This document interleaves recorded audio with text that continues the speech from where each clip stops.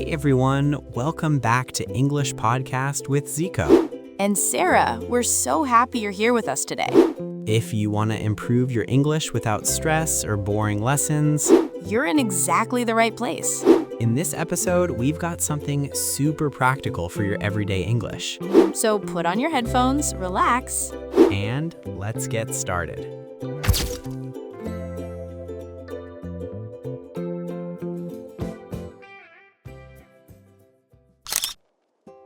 I'm really looking forward to today's topic. I think it's something pretty much every English learner struggles with. Oh, for sure. We're diving into a big one today. How to stop translating in your head and actually start thinking in English. Yes, that mental translation step. It's the biggest barrier between being a good student of English and being a confident speaker of English. Totally. It's that little voice in your head that hears something in English, quickly translates it to your native language, you formulate a response in your language, and then you translate it back into English before you speak.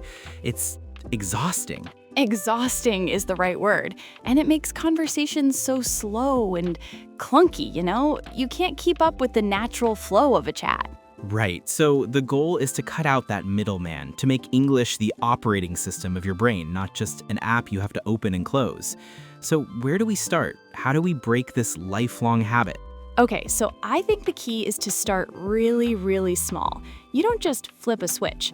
My favorite first step is to become a narrator of your own life. Oh, I like that. What do you mean? Just start describing your simple, everyday actions in your head. Use very basic English. Like when you wake up, you think, I'm getting out of bed. I am walking to the bathroom. I am brushing my teeth. Right. So you're not trying to have a complex philosophical debate in your mind. Exactly. You're just connecting simple English words directly to your actions. I'm making coffee. This coffee is hot. I need to add milk. It's a zero-pressure environment. No one's listening. You can't make a mistake. You're just building that muscle. Building the muscle. I love that analogy. Okay, so once you've been narrating your life for a bit, what's the next step to level up? The next step is to change your environment. You need to immerse yourself. Oh, this is a big one. You mean like changing the language on your phone? Yes, your phone, your computer, your social media feeds, change all of it to English. It seems a bit scary at first, but you already know where everything is. You know what the settings icon looks like. That's a good point. And what it does is it forces you to interact with English for everyday tasks. You start to associate the concept of sending a message with the word sent, not with its translation. You're creating direct connections. You're cutting out that middleman again. Precisely. And listen to English music. Watch movies in English. Even if you need subtitles at first, use English subtitles, not subtitles in your native language. Okay, that makes a ton of sense. So we're narrating, we're immersing, but what about when we actually have to produce the language, like to speak?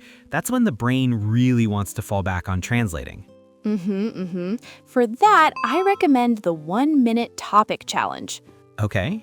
It's simple. You pick a very easy topic, like my favorite food, or my dog, or what I did last weekend. Then you set a timer for 1 minute and you talk about it out loud. The only rule is you cannot stop talking and you cannot use your native language. Oh, wow, that sounds difficult. It is at first. You'll stumble, you'll say and a lot. Your grammar won't be perfect, but that's not the point. The point is to train your brain to find a way to express an idea using the English words it already knows without stopping to search for the perfect translation. It's about building fluency, not accuracy. That's a great point. It's like forcing your brain to stay in the English bubble, which brings me to another tip I love, using an English to English dictionary. Oh, absolutely. A learner's dictionary. This one is a game changer. Right? So instead of looking up a new word, say hilarious, and seeing the translation in your language, you look it up and see the definition, extremely amusing or very funny. And by doing that, you're not just learning one word, hilarious, you're reinforcing your understanding of extremely, amusing, and funny. It builds this web of knowledge, all within English. Exactly. But what about what about when you're in that 1-minute challenge or just trying to think and you genuinely don't know the word for something? Your brain hits a wall and panics. That's actually a fantastic learning opportunity. The goal is to not immediately panic and switch to your native language. Instead, you should try to describe the word, talk around it. So if you can't think of the word screwdriver, you could say the tool you use to turn screws. Perfect.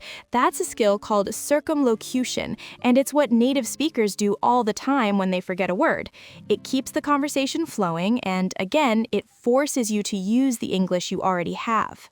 This is all such solid advice. So to recap for everyone listening, start small by narrating your day in your head. Then immerse your environment, change your phone and computer to English. Challenge yourself with the 1-minute topic exercise to build speaking fluency. And use an English to English dictionary to build that web of knowledge. And don't be afraid to talk around a word if you can't find it. It really is a process, isn't it? It won't happen overnight, but taking these small steps consistently will literally rewire your brain. For sure. Be patient and be kind to yourself. You're learning an incredible skill. It's supposed to be challenging. Amazing advice as always, Sarah. Thank you so much for breaking that down for us. And thank you to all our listeners for tuning in to English Podcast with Zico. Click the playlist and let's continue this journey together. Keep practicing and we'll see you next time. Bye, everyone.